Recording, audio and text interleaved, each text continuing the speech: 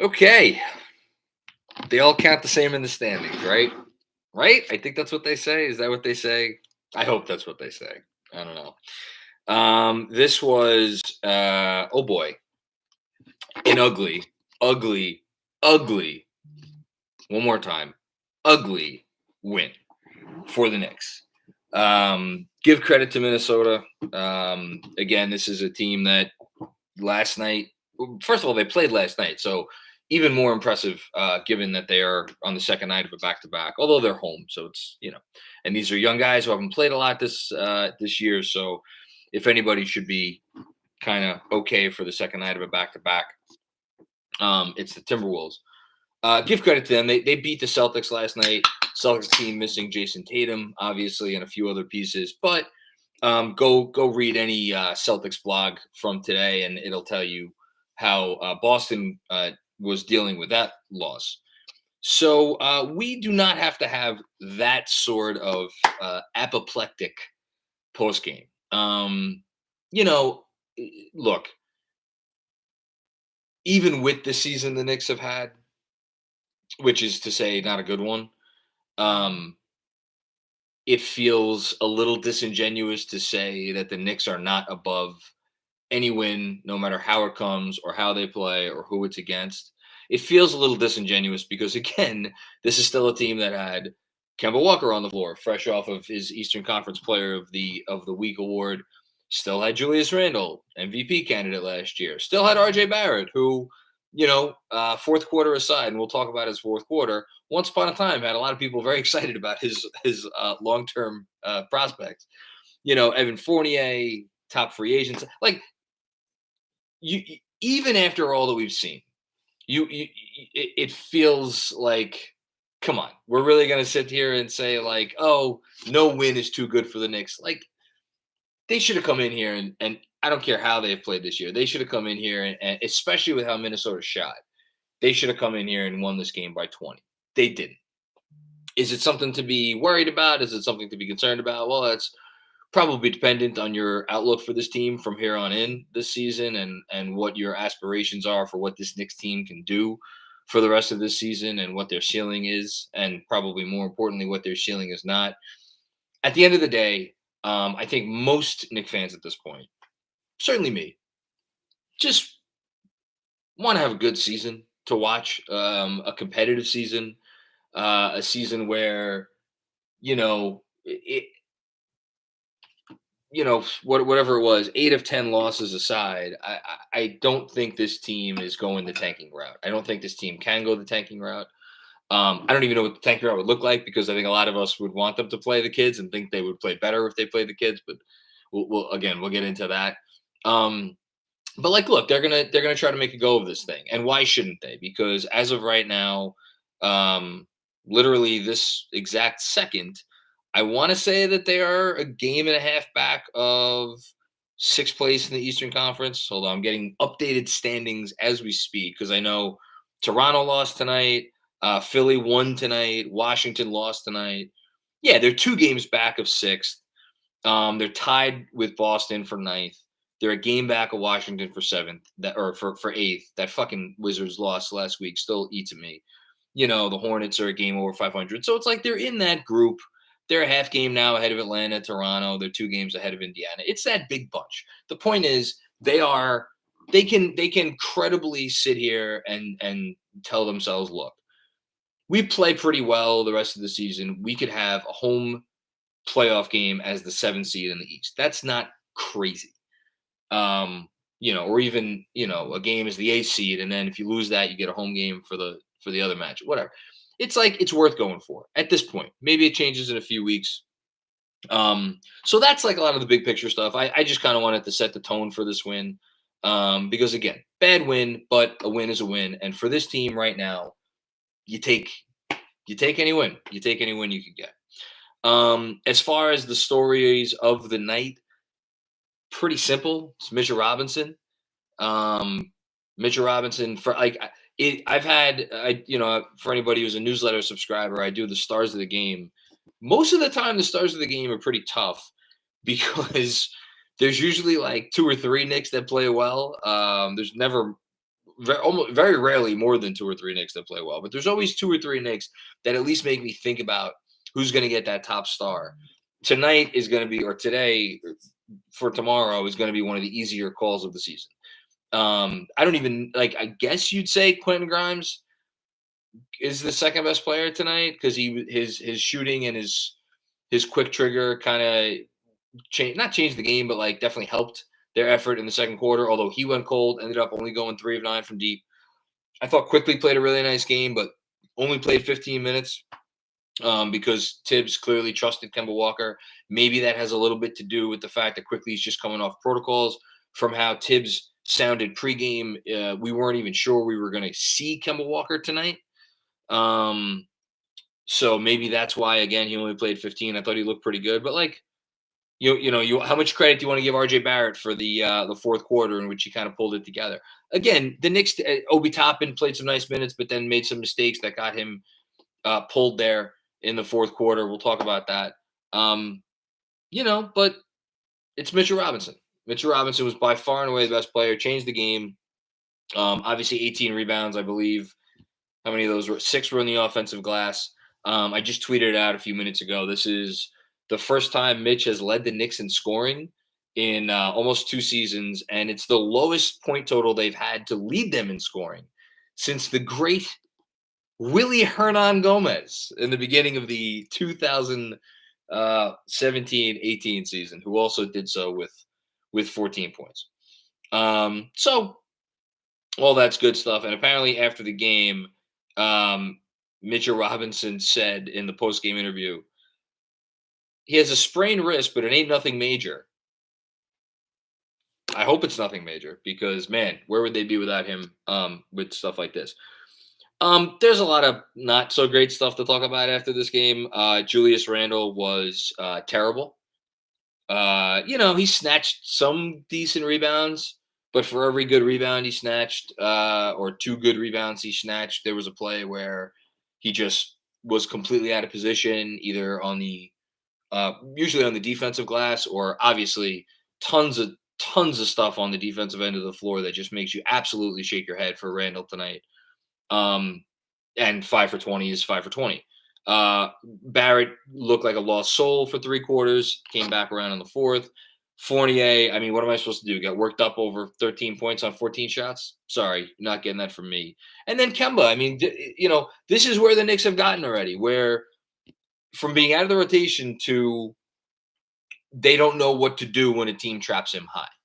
And that's the simple truth of it is right now, the rest of the starting lineup, there's not a lot of good there right now between Fournier, Randle, and RJ if they're not hitting shots, and they weren't hitting shots tonight. So when they trapped Kemba, and then when they threw the zone at it, the Knicks couldn't really take advantage of that because, again, the starting lineup wasn't hitting shots. And really, at the end of the day, the whole team wasn't really hitting shots. Quickly 2 for 4, Birch 2 for 2 from deep, Toppin 1 for 1 from deep. Nobody else shot well or worth a damn. Rest of the bench was good. Burks, good minutes. Gibson, good minutes. I'm sure Toppin will come up later, so I'll save thoughts on him. But you see what, again, it's Tibbs is just, he's such a process guy. Like, did Obi Toppin play as good of a game or play a better game than Julius Randle tonight? Absolutely. In his role, he was much better. But then he does stuff that just, I guess, Tibbs can't deal with. Meanwhile, Randle gets a pass. Why does Randle get a pass? It's because he has more responsibility. Is because he's a veteran leader, because he's older, because he has more to do on the offensive end, because he's conserving energy, and Tibbs is like, I'm not going to give you shit. I don't know. It's infuriating, though. It is infuriating. And if you're infuriated by it, it's totally fine. All right. Let's get to the veteran leader. I know. It is kind of laughable at this point. Quote, unquote, big air quote energy here. Veteran leader. All right. Richie Martinez gets our first comment of the night, not super chat. Signing Benji Ridholtz is the GM move of the year. Yes, I completely agree. All right. On that note, let's get to the super chats. I know we have a lot of them. So let's get to it. Kevin Danishevsky, good to see you again, Kev. Thanks for the contribution as always. Mitch played beautifully. If nothing else, he upped his trade value. I'm again, I would love for Mitch to stick around. I'm not dying to trade Mitch. There are other Knicks that I would ship out of town before Mitchell Robinson. I'll just say that. Grimes continues to be awesome even when he misses. Yeah, I think he's just a threat out there. And tired of the double standard for Obi Randle. 10 minutes because of 2 plays equals bad. Yeah. Um, Tibbs continues to go with what he knows, and what he knows, it seems, is the Randle from last year, and he wants to continue to trust that guy's going to come back, and hasn't really come back. But still can draw attention of a defense. He could still kind of do stuff, but it's really tough to not be in pain over Toppin playing 11 minutes, Randle playing 38, and seeing what we saw from those 2 players, respectively. Tyler Michaels, a win is a win, but man, the Knicks defense was awful tonight. Yeah, I agree with that, actually. Can't believe Minnesota only had 88 points. Nice to be playing a G League squad, I guess. Yeah, I didn't think the defense was good. I thought the backups were good on defense for the most part. I thought Mitchell Robinson was really good on defense. I think you want to key in on, let's just say it like it is. Julius Randle had some really, really awful defensive moments. Fournier had some bad defensive moments. Those were the 2 that stuck out. But those have been the 2 that stick out all year, right? Where it's just kind of a lack of urgency, or there's no box out, and Kemba too. Let's call a spade a spade. Kemba's been great on offense since he came back. His defense has been fine. He has some nice moments on defense. He also has moments on defense where there's confusion, or he just gets kind of taken advantage of. RJ, I'm sure there were a few moments for him too. None come to mind at the moment, but yeah, it's just the starting unit defense is just bad. Verinsky's take. Thank you for the contribution, my man. Appreciate it. Brian Benjamin, which is worse, Julius shots or Tibbs minutes distribution? Again, I'm giving a pass on the Quickly 15 minutes. Also, again, Quickly only played 15 minutes because Kemba Walker played 33. Kemba Walker's coming off being named literally one of the 2 best players in the sport. So I'm not, and he did hit some big threes in this game. Walker, he was 3 of 11 overall, but 3 of 7 from deep. I'm not going to give Tibbs shit for that. When you're talking about the minutes distribution, you're talking about it's just Randle and Obi, and that is one very, very, very, very, very, very, very, very, very small aspect of coaching, and it's the minutes distribution that we're talking about between 2 players. It pisses me off, and if it pisses you off, it's fine. For me, it's like I acknowledge that it's annoying, and then I'm ready to move on. I don't think it makes Tibbs a bad coach. I don't think it makes him incompetent, or that he's doesn't know it's just I get why he's doing it, because he wants to get Randle going. Is it a bit of a double standard? Sure. Is that altering, team chemistry or locker room morale or whatever? I don't know. I have to think most of the guys in the locker room still believe in Julius Randle pretty uniformly, but who knows?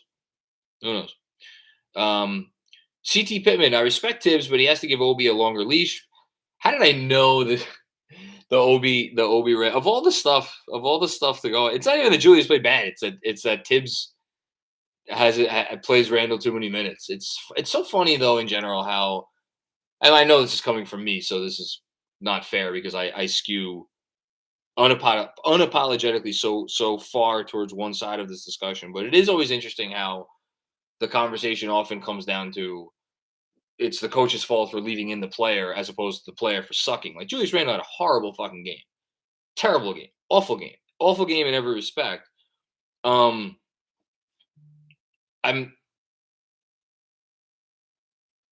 me that he should get the primary brunt of the criticism, but what do I know? Julius turns the ball over. Tibbs is unfazed. Obi turns it over. Tibbs is irate and benches him.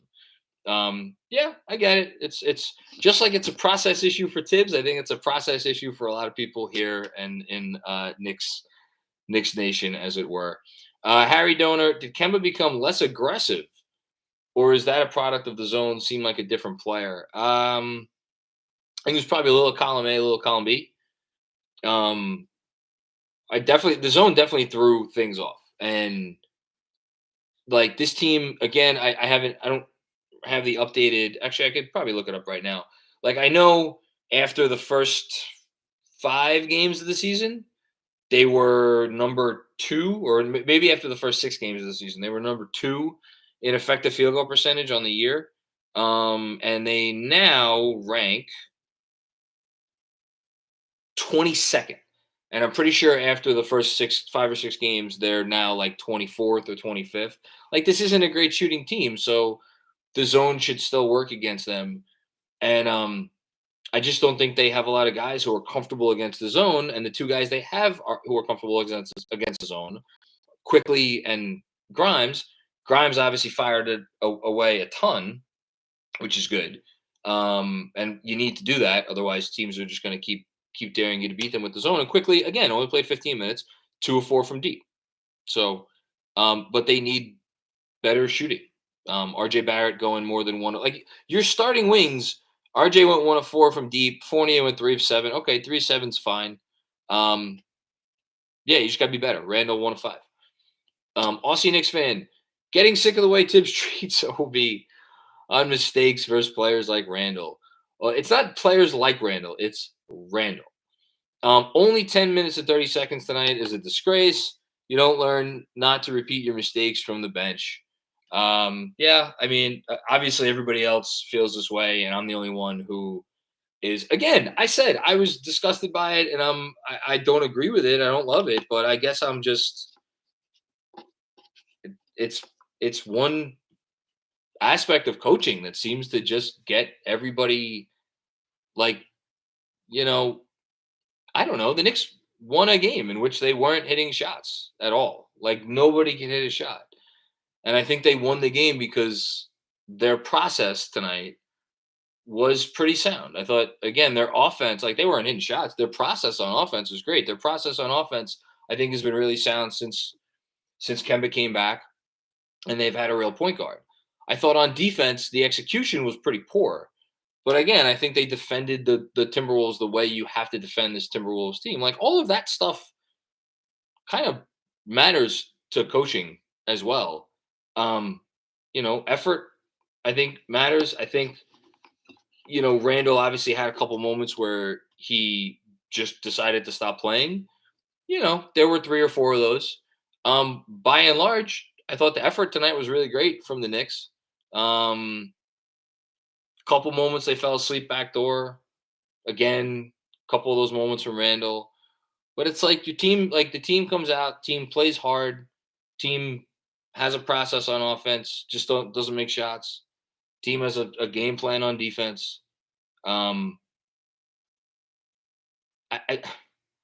I just have a lot of trouble putting the coach on a crucifix based on this one thing. And I get it. It's where it's I get why it is this way, but I just that's not the way it's not my jam. Hush Zoo. Why is zone defense the hardest thing for the Knicks to break because of the shooting? It's kind of hilarious to watch. I hope Kemba sits tomorrow so we can watch Deuce. Man, how the mighty have fallen, coming off Player of the Week. I mean, whatever. I would like to watch Deuce too. I can't wait to watch Deuce. I love Deuce. I do not think the team would be better off without Kemba Walker. I think the team is better with Kemba Walker. Aussie Knicks fans back for another one. P.S. I fear my next water bill. I spent the first half hosing myself down from the hot start by Grimes. It's creative. I love the game from Obi, IQ, and Grimes today. Yeah, all the kids are great. We love the kids. Kids have been great all year. They get to go out and play loosey goosey, usually against backups. And the results speak for themselves. It's been a lot of fun, and this front office knows how to draft, so that's good. Rob Telusma. Mitch is becoming a bully right before our eyes. Yeah, I mean, I think this was a good matchup for him, especially with how the Wolves were defending the Knicks. I think that was a big part of it. But yeah, he has to be like his physicality and what he's able to bring physically on both sides of the ball. That is his strength. his strength is certainly not his skill on offense. He has no skill on offense. He could barely catch the ball.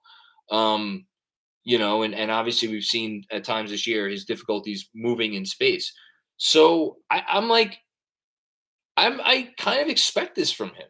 And he should become a bully in these situations. That's his path to becoming a top 15 center in the league, is to absolutely own the corner, that corner of the block, right?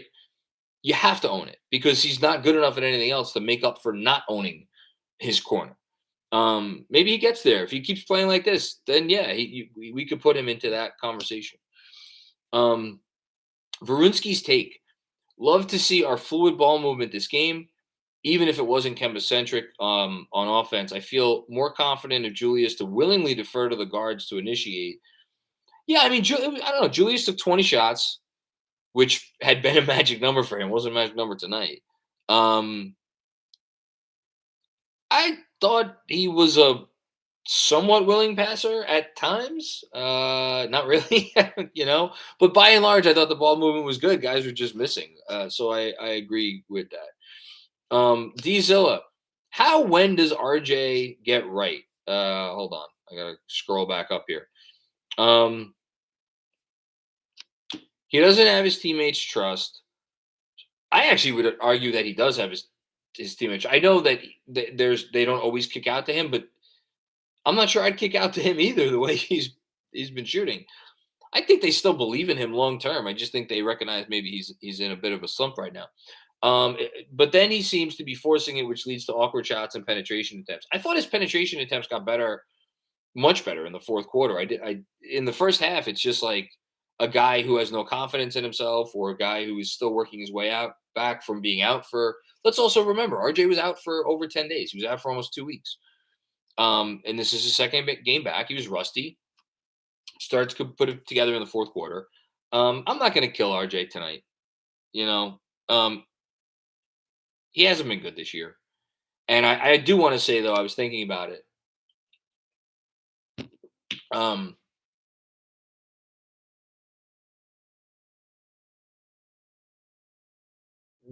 think it was on Christmas, that there were some Knicks that were, I guess, like questioned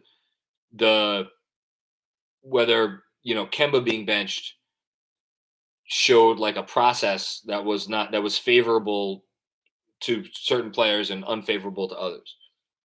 With the clear implication being like Kemba wasn't the guy who should have gotten benched. Maybe somebody else should have gotten benched, if anyone. I have to wonder: was that basically a shot at RJ? Because RJ, as we talked about on here, for the better part of over a month, the Barrett was arguably the worst shooter in the league amongst high volume guys. Never got benched. I think it's because he's the third pick in the draft, and he's the face of the franchise, and he's on magazine covers and whatever else. And they're trying to keep his trade value high. And it's like if you bench RJ Barrett, that's like the first red flag, I think, to the rest of the league that like, oh, wait a minute, do the Knicks not, are they not all in on RJ Barrett as like part of their core or whatever? And then you could take his trade value and throw it into the trash. And I do think this is so much about his trade value. We'll see. But yeah, we'll see what happens. Manny Campos, not sure we can have a bad win, but this was terrible. That's fair. Obi at 10 minutes is a joke when Drew was awful. And I'm out on RJ. I don't care about the fourth quarter. Well, I don't know. We'll see what happens, I guess. Lunas and Marat, RJ's a rhythm guy. 10 days off hurts. He tweeted about it. I think I recall that he doesn't tweet a lot because I have him on notifications and you hardly ever get him. I think I recall the tweet you're talking about. I'm fine with saying that. I think the month and a half that he was like really bad month to month and a half was concerning. I will happily wait to judge RJ's season until the end of this year. I want to see where he is at the end of year 3. And then we could really have a real conversation. Brian Benjamin, Tibbs is a bad coach. He played Randle 38 minutes. Yeah, Tibbs is a bad coach, I guess. Okay. Man, you guys have a short memory. I'm not going to go on another rant, but like just again, Look at some of the coaches that have been here. Jeremy E. RJ clearly is still adjusting from missing time. He also had a stomach flu for 2.5 weeks previously. Give the kid a break. He will get going. Yeah, I'm fine to give him a break. Antonio Mano. If Obi requests a trade, I want out. Evan B. I don't know what this is. Evan B. Bad at the moment at him. Even be if Obi requests a trade, I wouldn't even be mad at him. Okay. I don't think second year players request trades. It's amazing to me how pissed off people are. It is just I get it. But it's interesting to me. Javier Montalvo. John, you can't be credible if you can't acknowledge the poor execution on Tibbs' part this year. Grimes, Deuce, Obi, IQ, Kemba have all been mismanaged. I mean, I guess I'm not credible then. You should probably go watch. I mean, there's other people who do this shit. Go watch one of them. I guarantee you, if you go turn on fucking any of these other yahoos that do this, it's all Tibbs is terrible. Tibbs only play Obi 10 minutes. Yeah, that's. I mean, I come on here and I talk about what I talk about and I say what's on my mind. There are some nights that I guarantee you most people vehemently disagree with me, and tonight's one of those nights. Again, I said what I said initially, which is that I don't think it's fair or right, but that's my opinion from the sidelines. I'm not in the trenches. I'm not in the locker room. I don't have any of the concerns or things that Tibbs has to deal with. Putting aside the fact that, again, we have no idea what else is going into this decision. It's Obi's second game back, right? From protocols, or third game back or whatever. We don't know where his conditioning is. There's other stuff at play, behind the scenes stuff at play that we are not privy to and we will never be privy to. But most importantly, even just putting all that unknown stuff aside, the Knicks are nothing if they cannot get Julius Randle going. They're in no man's land. They have to get this player going. Tibbs, it is on Tibbs to get this player going. He tried to get that player going, Julius Randle, by sitting Kemba and starting Burks. It did not work. The last 4 games, Julius has started to get going, or at least the last 2 games before this one, Julius started to get going, especially on Christmas, with Kemba. And now tonight, Julius had another bad game, and he had some egregiously bad moments on defense, like he has had all year. And he was bad on offense. He missed shots. How many turnovers did he have? He had 4 turnovers to 2 assists. He was bad. He was a bad player. But I've never coached basketball, but I would imagine that a very easy way to lose your locker room is to go and make decisions on a game-to-game basis. That's my guess. That's my guess. We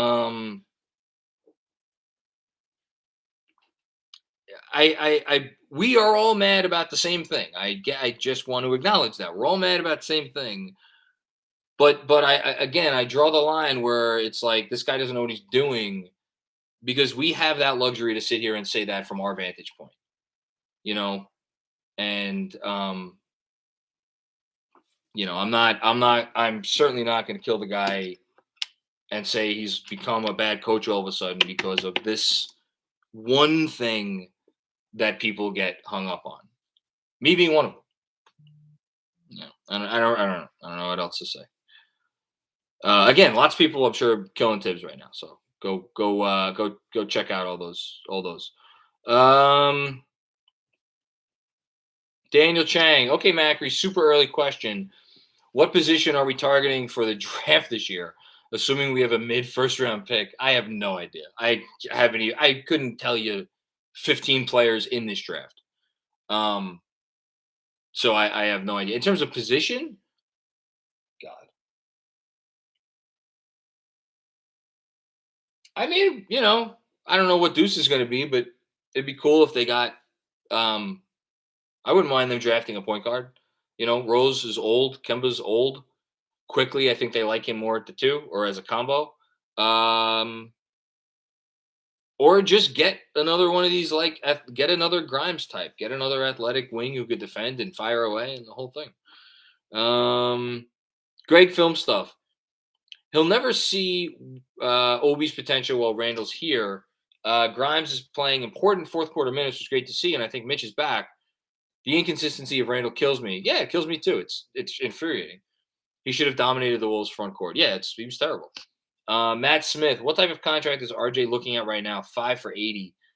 Question mark. Oh boy, what contract is RJ looking at right now? He's not signing that this summer. I don't even know how to answer that question. I mean, based on how he's played this year,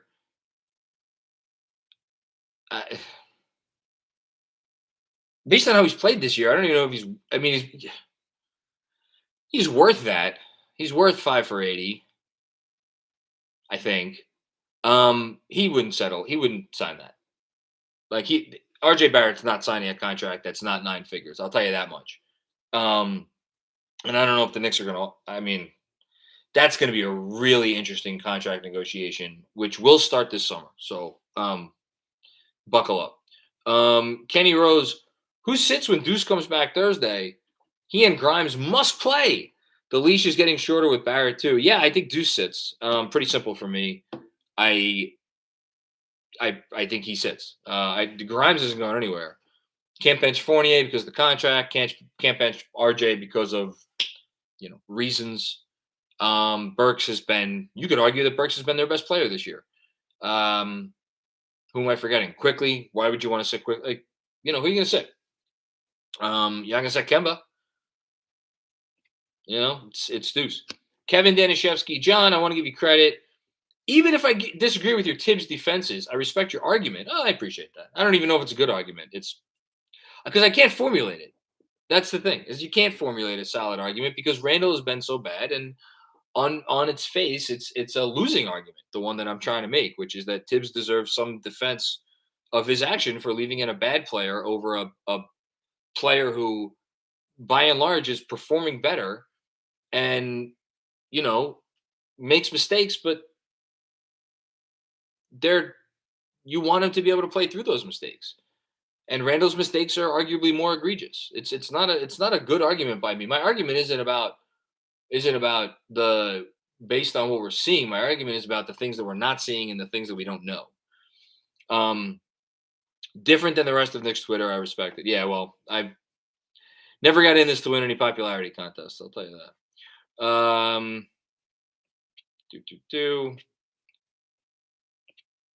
Okay, we got Haitian Ferg. Tibbs is clearly sold on making Kemba and Julius work. I would agree with that.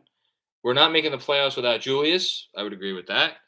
Anger and frustration is really misdirected. Yeah, I mean, look, I'm not. But again, the difference between tonight and some other nights is I'm not going to begrudge anybody for being mad or frustrated. I feel bad because I just feel differently, and I don't like being disagreeable. I don't like disagreeing with people. That's why I'm not a lawyer anymore, more than anything else. I'm a friendly guy. I like to agree. Overratedness.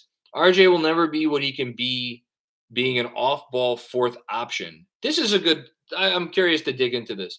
He was a playmaker in college and high school. Some other team will realize his mismanagement and buy low. The Knicks will look dumb again. Maybe. I think – I think there is something to being a star in your role. And I do not think that RJ has always been able to be a star in his role. I think other young players who get the benefit of the doubt and get to play through things and get featured more on offense show more skill than RJ has shown throughout his career. They give you flashes where it's like, oh shit, well, he's not great right now, but we want to get to the end of that finish line. I think with RJ, they gave him all they could handle year one, albeit in an absolute atrocious environment for development.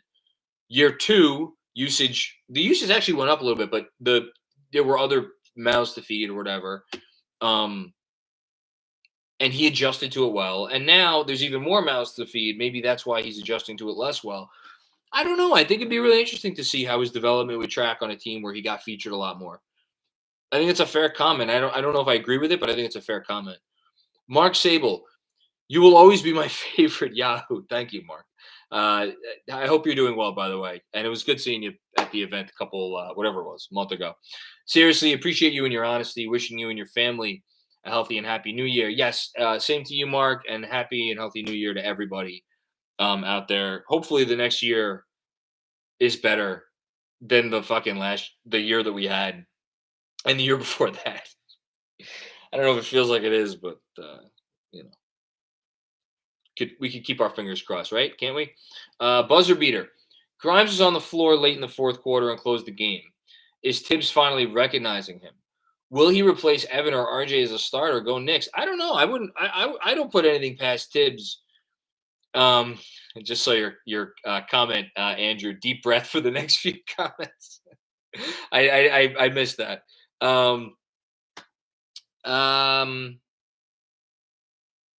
Here's the thing I will say about Tibbs. For as much as obviously the Obi thing and the Randle thing is its own kind of conversation. He played quickly, 20 minutes a game last year. He's played quickly. He was playing quickly almost 30 minutes a night in the 10 games prior to quickly going out into protocols. He's clearly playing Grimes a bunch now. I think that's why I think the narrative that Tibbs is never going to play a young player because he relies on his best. I think this is really, and I don't even think this is about Obi. I really do think this is a Julius Randle issue. And I do think it is political, and I do think it is basketball related about trying to get the guy going and all that stuff. We'll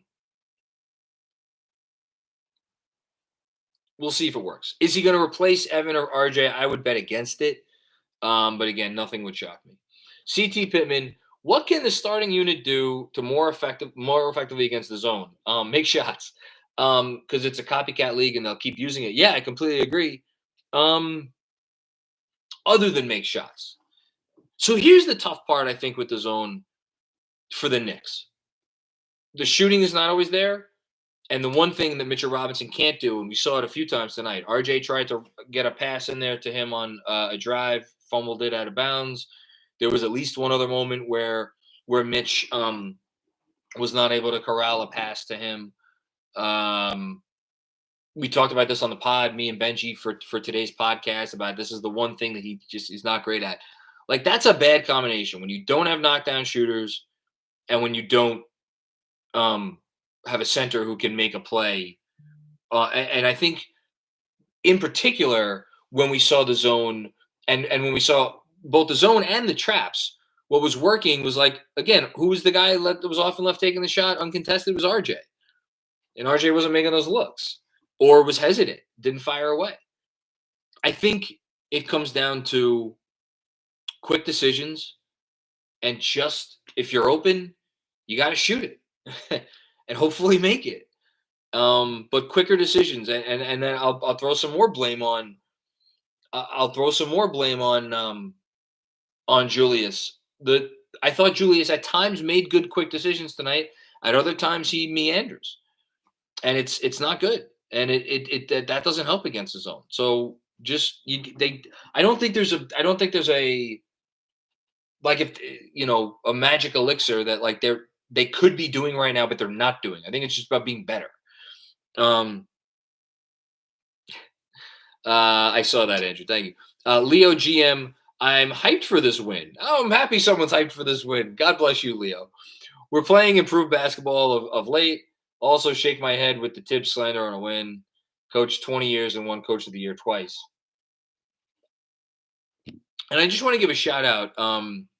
So I've saved Chris Herring's book, Blood in the Garden, for my break, which I'm on right now, purposefully, because I wanted to dig into it in a few sittings over the course of a few days.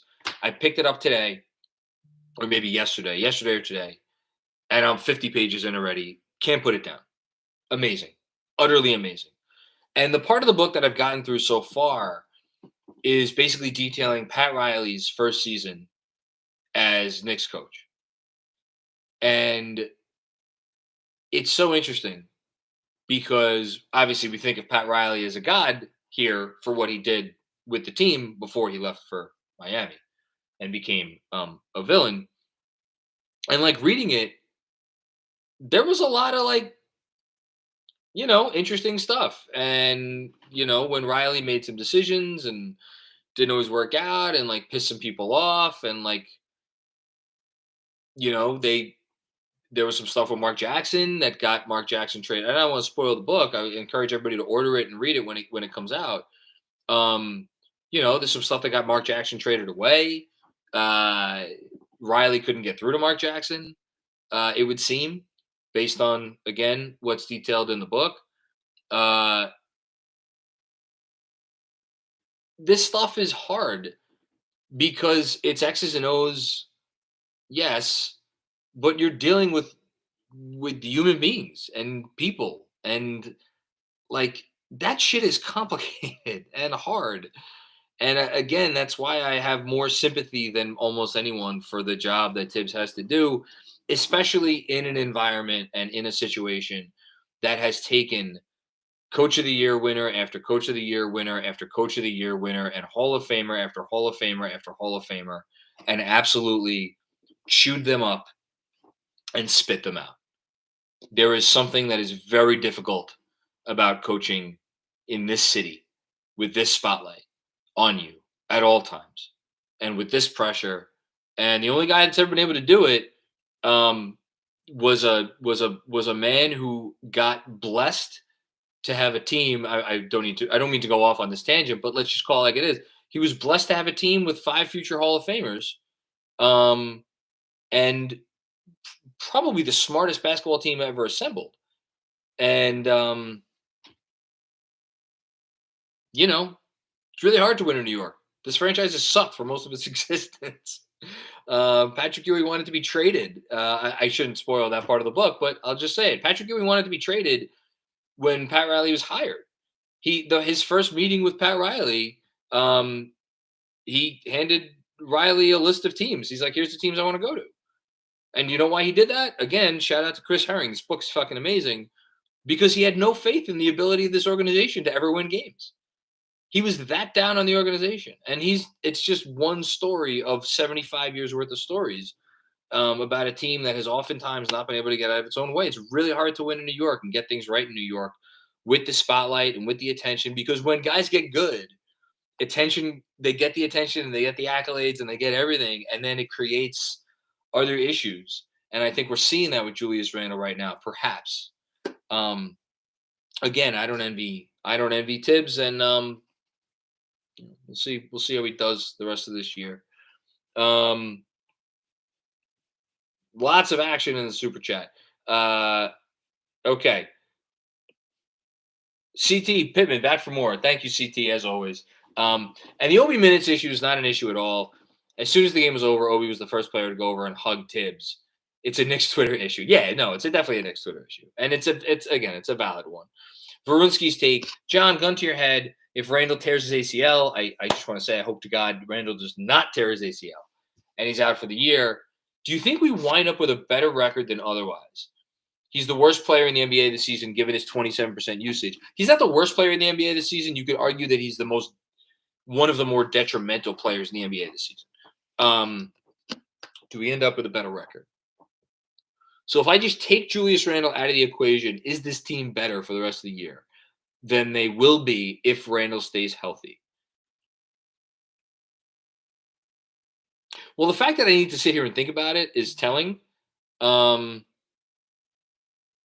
think he'll be better than he has been.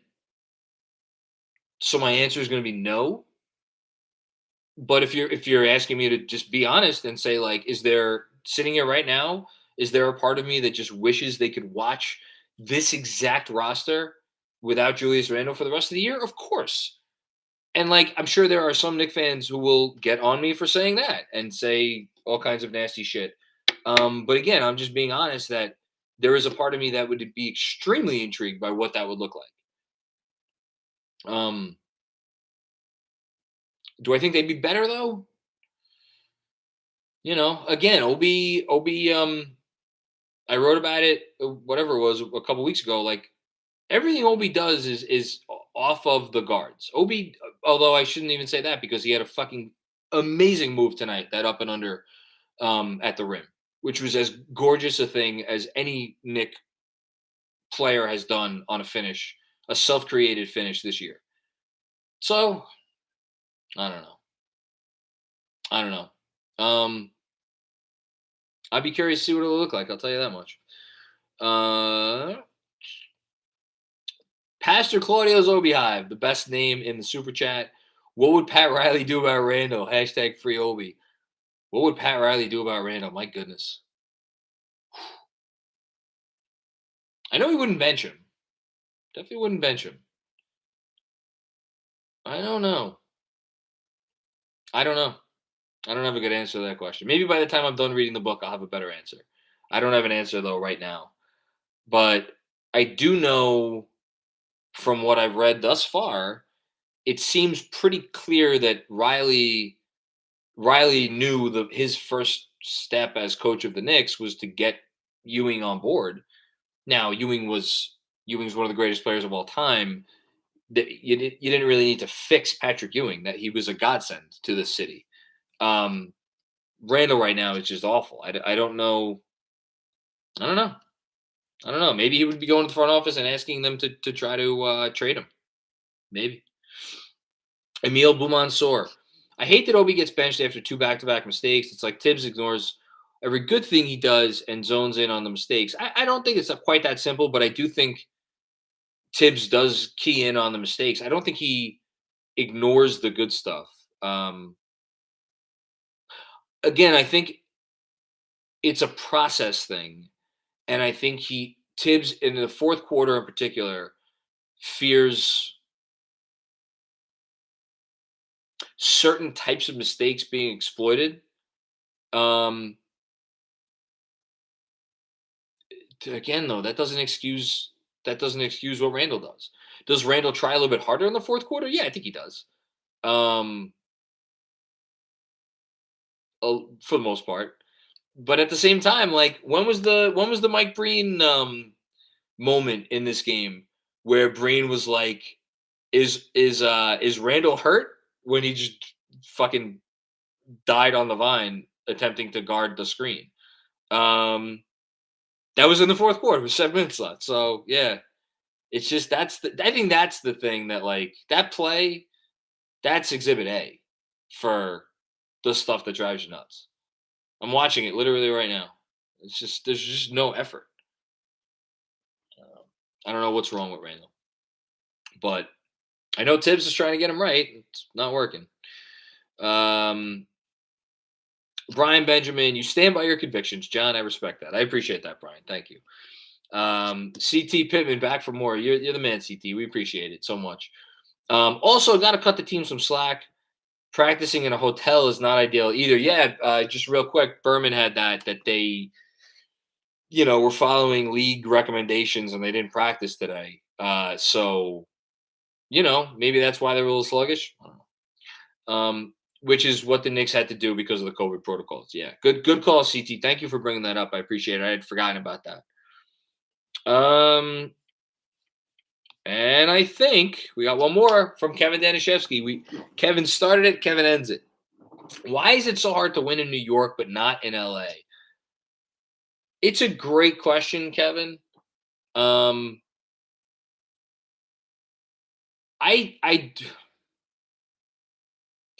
also think it's a Knicks specific thing, if I'm being honest.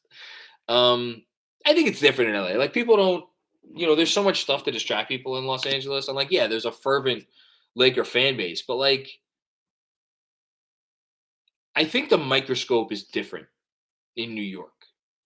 I think the microscope is different in New York. And I think you look at the franchises in this city that have done well, and it's obviously the Yankees have done well, right? Um, why do the Yankees do well? Because, well, the Yankees had a lot of best players. Um, then again, the Yankees spent more money than God for most of the last 20 years, and they won one championship. I don't know. That's a much longer conversation, and I don't have the answers, but I think it's an interesting one. Um, but I do think it's impossible to look, and I'm going to focus in purely, not only, actually, not even on the coaching, but like you look at some of the talent that this team has had, the Knicks have had over the course of their history, and I'm like very cognizant of this because I'm doing doing these top 75 Knicks list, and like you look at the guy, like the Knicks of the late '70s they had Bob McAdoo, a MVP and a two-time runner-up, and like Spencer Haywood, and like they had other talented guys on those teams, and it just didn't work at all. In the '80s, you had Michael Ray Richardson, and like you had some like interesting, talented teams there, like Bill Cartwright, like, and yeah, they won. They would win 50 games here and 50 games there, and like Rick Pitino would have a moment, and like UB Brown would have a moment. Mike Woodson had a moment. It's just, it never sustains. It never ever sustains. Only when they had Ewing did it sustain, and even that period of time was incredibly rocky when you look back on it. So I don't know. I don't really have a great answer. Pastor Claudio's Obi Hive. Playing in New York is like getting a media colonoscopy. Yeah, yeah, that's pretty well said. Pretty well said. Right, indeed. So I don't know. All I know is I know everybody wants to be very, very, very mad at Tibbs, and that's okay. But I still like him as the coach of this team, and I still believe in him, and I still believe he is the best coach for this team for the time being. Maybe his act runs stale at some point, and I hope that I'll be the one to acknowledge that if and when it does. But I don't think that day is. I don't think that day is today. All right. On that note, I'm going to sign off. This has been great. Thank you, everybody, for your contributions. I'm sorry that I don't agree with everybody tonight, but got to do what I got to do. And I will see you tomorrow after the game. And then I think the plan right now is to go live on New Year's Eve. I can't promise that I'm going to be live for that long on New Year's Eve. We'll see what my wife has to say about that. But yeah, definitely be with you tomorrow. And then, yeah, hopefully we get another win. All right. Peace out, guys.